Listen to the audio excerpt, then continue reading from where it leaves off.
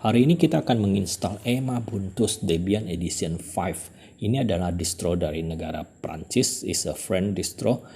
Dan seperti biasa kita akan mendownload ISO-nya di website Emabuntu. Kita menggunakan metode torrent untuk mendownload ISO-nya. Dengan torrent ini lebih aman ya, karena dia bisa sambung menyambung kalau internetnya putus atau kita mau bersambung keesokan harinya. Kemudian dari ISO itu akan kita burn dengan menggunakan program Rufus ke dalam USB. Jadi USB ini akan langsung bisa berfungsi sebagai alat untuk booting dan sekaligus menginstal. Dan kita akan menginstal dia dual boot bersama Windows 7 di sistem yang pertama.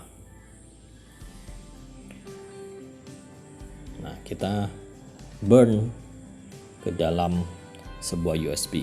Nah, ini adalah laptop yang akan kita pakai untuk menginstal.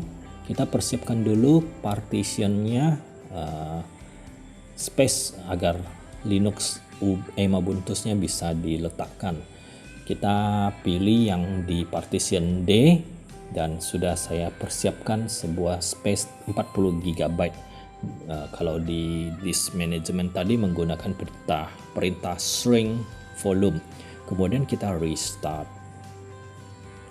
Dan jangan lupa agar mengatur BIOS-nya bisa booting melalui USB. Dan ini adalah installation menunya Emabuntu Debian Edition 5. Seperti biasa, langkah-langkahnya sangat mirip dengan instalasi Debian. Kita memilih locations, select others. My location is in Asia. Indonesia, configures local. Nah, saya ada go back ya, nah, untuk memastikan. Nah, di configure the keyboard. Nah, di sini saya bertemu dengan sebuah isu yang tidak pernah saya temui di installation distro yang lain, yaitu Emabuntu-nya gagal mendeteksi network hardware. Nah, di sini dia bilang ada kehilangan firmware. Wi-Fi-nya, firmware-nya hilang. Saya mencari di internet, tapi solusinya adalah select no and just continue the installation. Jadi kita abaikan kalau ketemu masalah tadi dan press no aja. Itu kalau ketemu masalahnya di komputer, teman-teman. Kemudian kita sampai di partition disk.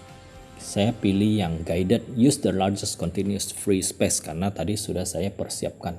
Kemudian kita minta dia untuk otomatis mempartisi, dan ini ada confirmation-nya. Lihat yang nomor 5 dan 6 akan diformat dan sudah benar. We answer yes and continue. Ya, ini bagian yang cukup penting. Beberapa distro selalu menggunakan istilah yang lain-lain, tapi konsepnya sama. Bisa nonton di beberapa video yang lain. Dan langsung installations begin, dan saya percepat, I speed up the video and installation is completed. Nah, di sini saya bertemu dengan sebuah kejutan lagi. I'm surprised because in group itu tidak ada Windows 7-nya. Where is my Windows 7 boot selections?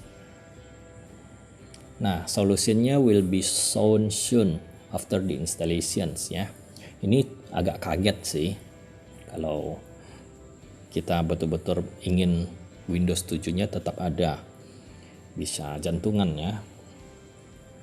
Nah, ini adalah login menunya.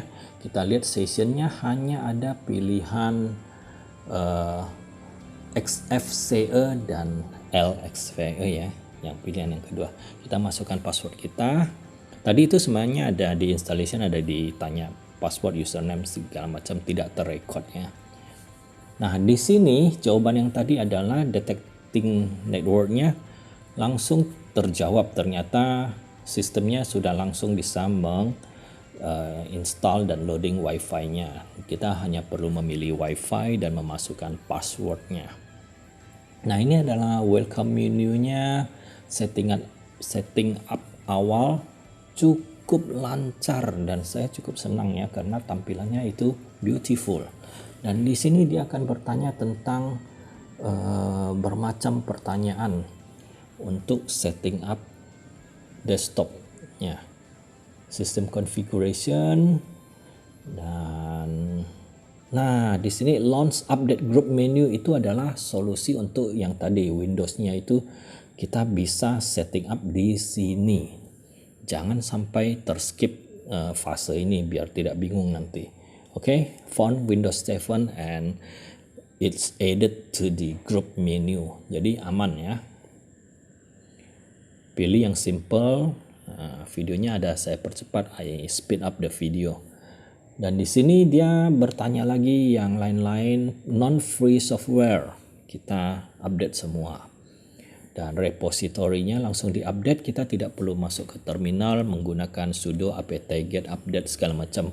Dia sudah updatekan kita, dan di sini juga sangat bagus. Do you want to remove unused language? Semua Prancis, bahasa lain-lain di remove. Oke, seperti biasa saya akan menginstal Simple Screen Recorder supaya saya bisa record langsung dari screen-nya, tidak menggunakan kamera lagi. Oke. Dan ini ada Simple Screen Recorder, and then this is the clean recording. It's a beautiful desktop. Cantik ya tampilannya. Dan ini adalah Emabuntus Debian Edition 5. Ini adalah salah satu flavor yang masih mendukung 32 bit. Kalau Ubuntu yang lain, Kubuntu, Lubuntu, segala macam semua sudah 64 bit, tidak lagi 32 bit. Nah, di sini lihat, this distribution is made to refurbish computer and let everyone discover GNU Linux. Jadi tujuan utama filosofi Emabuntus ini adalah untuk komputer yang direstorasi.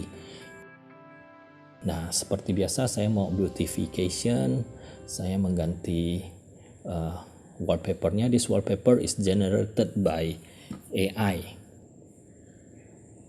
Dan we play the music. Ini berhasil ya. And then hidupkan volumenya, dan kita review dia punya menu-menu. Nah, desktop ini menggunakan XFCE. Ini adalah salah satu desktop environment yang paling minim grafis untuk laptop yang kuno 32 bit menggunakan ini. Dan di sini dia udah langsung install update-nya secara grafis ya, jadi kita nggak perlu lagi menggunakan apt update seperti distro lain. Ini udah lebih canggih, lebih mirip Windows lah. Dan kita review aplikasi yang pre-install di aksesoris, cukup banyak, sangat complete selection-nya ya, di development, di education, dan di sini di Emabuntus ini banyak sekali games dan tools untuk education, berguna untuk anak-anak. Children user is this distro is very children friendly. Dan ada internetnya, tadi grafiknya ada Inkspace segala macam untuk menggambar. Nah, multimedia. Dan Office-nya juga pre-install, sangat bagus, nggak perlu cukup lama menunggu installation secara manual. Dan setting seperti biasa, ini adalah XFCE.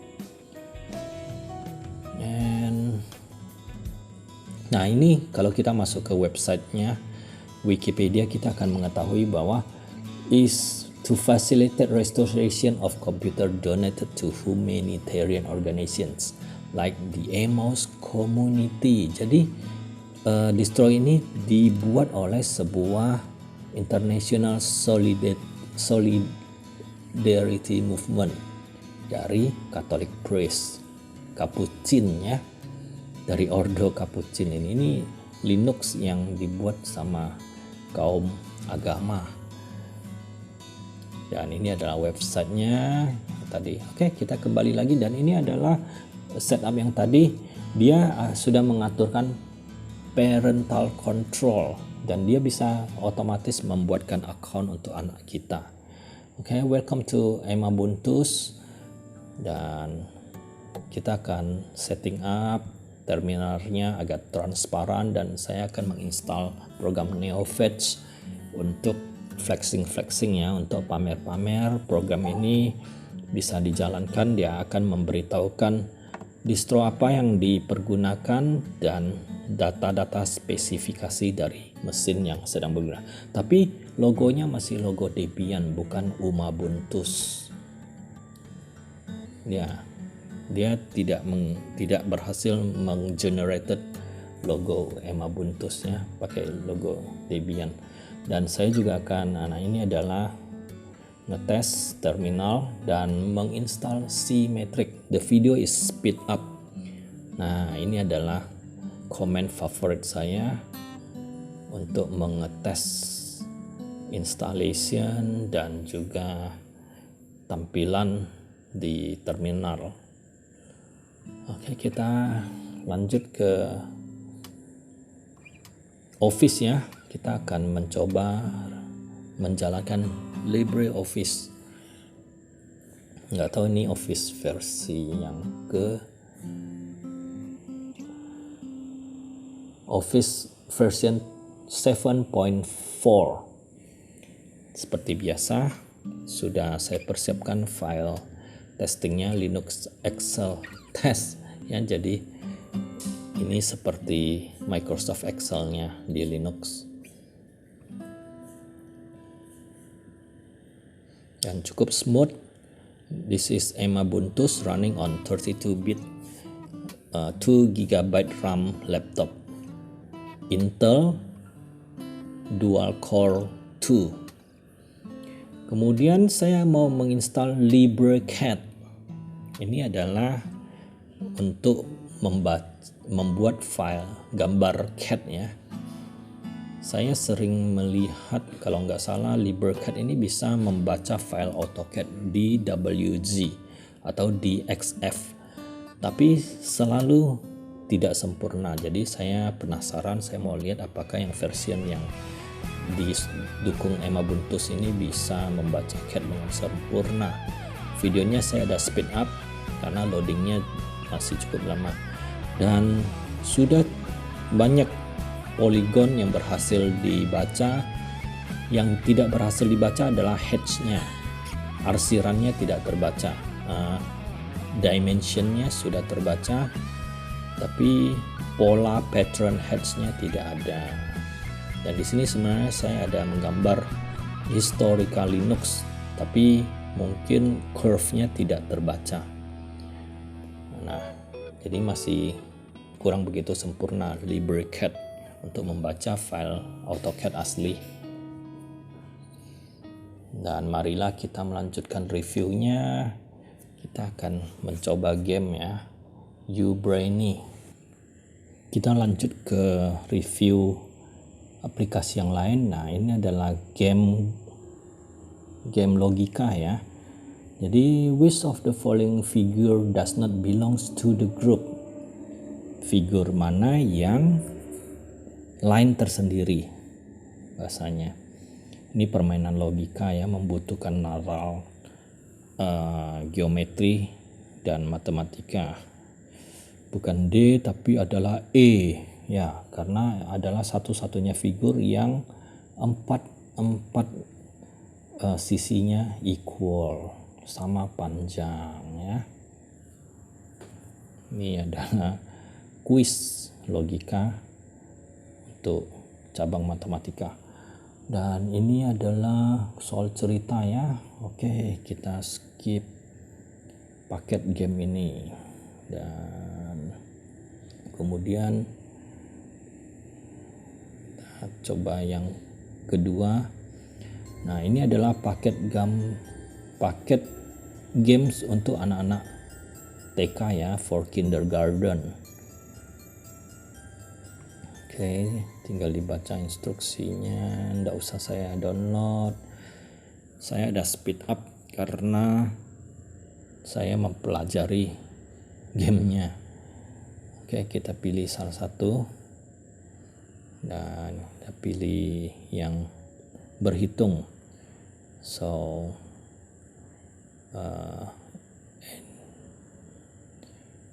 jumlahkan ya. Sebenarnya hanya perlu ketik angka 2 saja. Oke, saya speed up angka 1, angka 1, angka 1, dan oke, stage ini berhasil.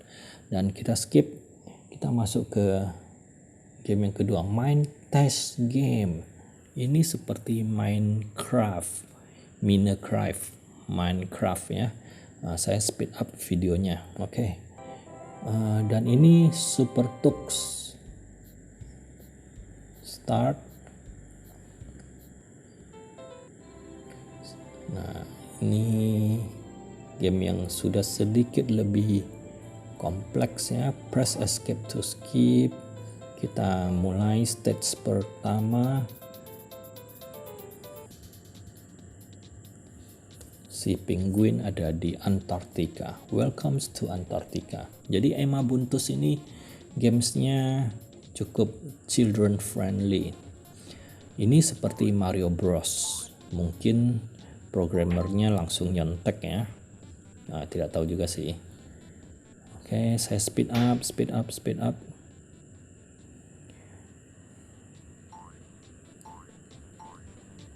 Oke, goodbye.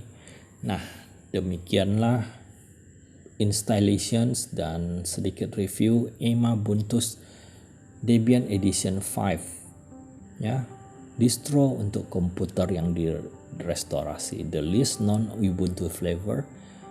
Apakah is it Emma Buntus categorized as a flavor? Please comment ya. Baiklah, sampai di sini video Emma Buntusnya. See you again and please subscribe. Thank you.